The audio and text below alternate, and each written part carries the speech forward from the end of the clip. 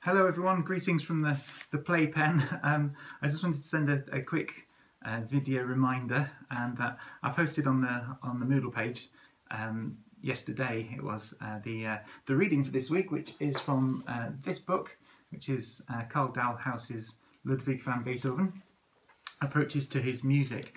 And there's a passage in there, that the particular chapter that we've got to read, which is about the connection between a composer and the emotional content of the work, and to what extent can we read the emotional content of the work as being representative of the composer at that particular time.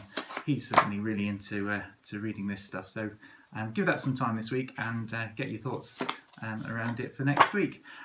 Because in the last lecture we were talking about Beethoven's sketches, and I was going through this idea of Beethoven as the composer of variations and variation form, and how he really could start a composition and take a particular musical idea in any direction and cast it into a number of different emotional contexts to say whatever he wanted to say. It wasn't just a case of the music pouring out of him as emotion pours out of him, and one being an accurate representation of the other.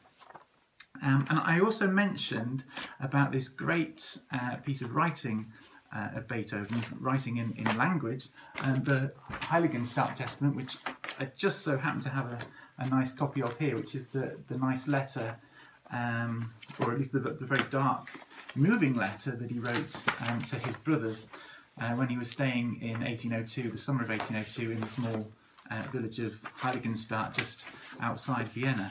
And I asked if anyone had read that, and there wasn't so much a show of hands. So what I'll do, actually, I'll get a transcription of that and a translation up on the Moodle page, because it's a really beautiful piece of writing. And also, I think, it shows to some extent the craft of Beethoven's work, because we know that Beethoven actually drafted and redrafted this just as he did with his compositions as well. So again, it's not simply pouring the heart out onto the page, but there's an element of craft there. And that's what I want to really discuss in the class this week.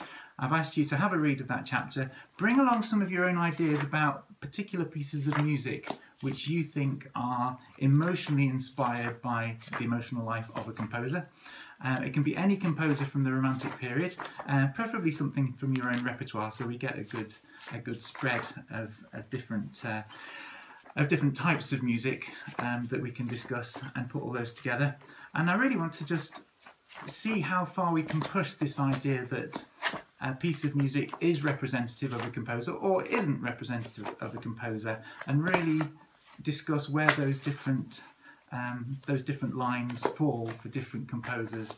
And I think it'd be quite an interesting way as a bunch of performers to really discuss how useful that is to us. So this copy of Carl Dahlhaus has certainly been well devoured. I certainly hope you don't think that in the process we're going to destroy Beethoven, because of course that would be someone else's job. Can you do it? Yay! We were waiting for that. I'll see you on Friday. Thank you.